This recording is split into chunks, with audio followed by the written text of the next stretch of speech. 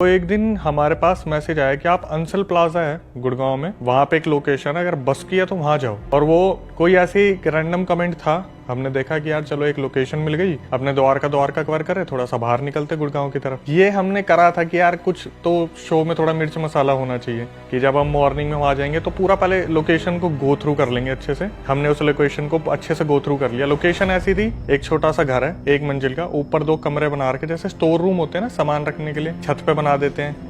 घर में ही जगह नहीं मिली तो छत पे बना दी। अब जब हम मॉर्निंग में उस लोकेशन को देखने आए थे ना, वो सुबह ही बड़ी अजीब सी दिख रही थी। उसके पीछे जो कोठीज वगैरह बनी थी वो भी खाली है। उसके बैक साइड में बहुत बड़ा कब्रिस्तान, बहुत बड़ा। और हम उस कब्रिस्तान में भी गए थे तो उसमें भी कोई नहीं था। एक केयर टेकर होगा, उसने भी रोका नहीं हमें। नॉर्मली ऐसे कब्रिस्तान में जाने का अलाउड नहीं होता, तो कोई हमने ऐसा नहीं देखा कि दिन में हमें बस क्या था, उस घर के सामने एक सिक्योरिटी गार्ड था, वो हमें बार बार मना कर रहा था कि यहाँ मत जाओ। और जैसे ही हमने उससे पूछने की कोशिश करी तो उसे इंटरकॉम से ऊपर ऑनर का कॉल आ गया, वो वहां चला गया। शाम को हम पहुंचे वहां पे, रात के 12 साढ़े 12 बज रहे थे। मैंने दिखाया भी था टाइम कि हम आ गए यहाँ पे। तो हम 4 लोग थे कि जब हम सुबह वहां लोकेशन पे गए थे ना, तो घर के अंदर जाते जाते जब हम 2 कमरे ऊपर देख रहे थे, उसमें 2 कमरे में, एक कमरे में उसमें ना, एक कमरे में एक कट्टा रखा हुआ था जिसमें सामान बांध के रखते हैं ना, और उसके नीचे कुछ नींबू टाइप बॉल सी थी, मुझे नहीं पता वो नींबू था क्या था एक्चुअल में। और उसके ऊपर रेड कलर से कुछ धागा बांध के उसमें छोटी छोटी पिंस लगा रखी थी और वो कट्टे के नीचे रख रखी थी। तो ठीक है भाई, हम वहां सबको देख लिया। तो 4 जने हम गए थे, मैं, कैमरामैन और 2 जने और। तो हमने नीचे से देखना शुरू किया उस घर को, और बोलते नहीं कि सच में घर में पूरा चिल्ड माहौल, सितंबर अक्टूबर का। तो मैं इसको बिल्कुल एक्सपेक्ट नहीं कर रहा था कि मेरे को इतना ठंडा माहौल मिलेगा अंदर। हम 2-3 जने गए, तो मैंने जब अंदर कदम रखा, मैंने कैमरे पे बोला भी भाई मेरे को बड़ा अजीब सा माहौल लग रहा है। और घर में जाने के बाद मैंने देखा माहौल थोड़ा अजीब सा, लेकिन मैंने चीजों पर ध्यान नहीं दिया क्योंकि बहुत ज्यादा बड़ा घर नहीं था। लेकिन बार बार ना मेरा ध्यान उस कब्रिस्तान की तरफ जा रहा था, यार ये कब्रिस्तान से जुड़ी जगह है, यहाँ पे कुछ ऊंच नीच हो सकती है। लेकिन इनमें क्या था ना,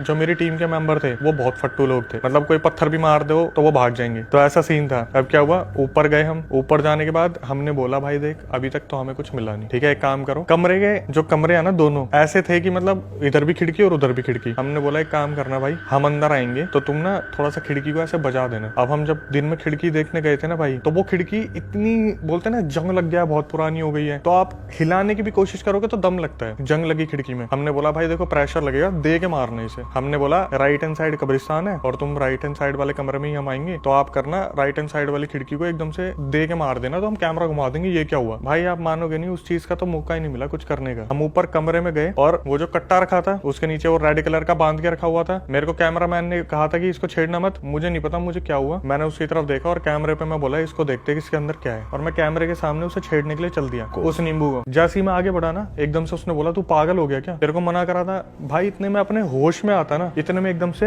लेफ्ट हैंड साइड वाली खिड़की बजी दूसरे कमरे की, बटाक में कोई नहीं था। अब हमें तो ये याद भी नहीं है किस पे खड़े किस पे नहीं खड़े, हमें तो बस इतना पता है कि हमें बस आवाज निकलवानी थी खिड़की की, फिर कैमरा घुमा देते। तो मैं इतने अपने सेंसेस में वापिस आता, इतने में वो 2 बंदे भागे कैमरे के बीच में से, भूत भूत भूत भूत करते करते सामने से। भाई हम दोनों कैमरामैन और मैं एक दूसरे की शक्ल देख रहे कि क्या करना है क्या करना है। हम भी भाग लिए वहां से कि निकलो यहाँ पे कुछ तो ऊंच नीच हुई है। अब जब बाहर आए तो आपस में डिस्कस कर रहे कि क्या हुआ तेरे साथ, क्या हुआ तेरे साथ, क्या हुआ। वो लिटरली बहुत ज्यादा डरे हुए थे, बहुत ज्यादा डरे हुए थे। मैं तो सोच ही नहीं पा रहा था मेरे साथ क्या हुआ, क्योंकि मैंने कभी ऐसा सोचा नहीं था मेरे साथ ऐसा हो जाएगा कि मैं सुध बुध खो दूंगा अपनी। तो नीचे आए तो हमने बात करी, तो पहले उन्होंने मेरे से पूछा तू बता। मैंने बोला भाई देखो ऐसे मेरे को कैमरामैन ने मना किया था इसको छूना मत, मुझे नहीं पता क्या हुआ, मैं उसे छूने के लिए चल दिया। तो मैंने पूछा तुम्हारे साथ क्या हुआ। बोले भाई आपने हमें बोला था राइट वाली खिड़की बजाने के लिए और लेफ्ट वाली खिड़की अपने आप बज रही थी। तो मैं बोला कि तुम में से किसी एक ने बजाई होगी। बोला भाई मैंने कंफर्म करने के लिए पीछे वाले से बोला कि अबे वो खिड़की नहीं है, ये मेरे पीछे ही खड़ा था। फिर वहां से सिक्योरिटी गार्ड खड़ा था सामने, उसने बोला इधर आओ। हम गए उसके पास में, भाई क्या सीन है इस घर का। बोला मैं सुबह तुम्हें मना कर रहा था ना, यहाँ पर पहले ही कोई जल के मरा है, जो बाद में उन्होंने सुसाइड कर ली, उसके बाद जो आए थे उनका एक्सीडेंट हो गया, कोई सीढ़ियों से गिर के मर गया। पिछले 100 साल से ना वो घर खाली पड़ा है। उस घर को जो भी लेता है ना लेके छोड़ देता है, जब उसे पता चलता है इसमें तो ऐसा ऐसा हो रहा है। आगे पीछे जो कोठीज है ना, उस घर का वहां तक इम्पैक्ट है कि उन कोठीज में कोई रहना पसंद नहीं करता। अब वहां से हम सोचे ठीक है यार सब ठीक है, कोई नहीं, हमारा वहम होगा, हो गया जो हो गया, वापिस आ गए। अब हम आपस में जब भी एक दूसरे से बात कर रहे हैं ना, तो जो दूसरे मेरे टीम मेंबर्स है वो मुझे बता रहे हैं अक्षय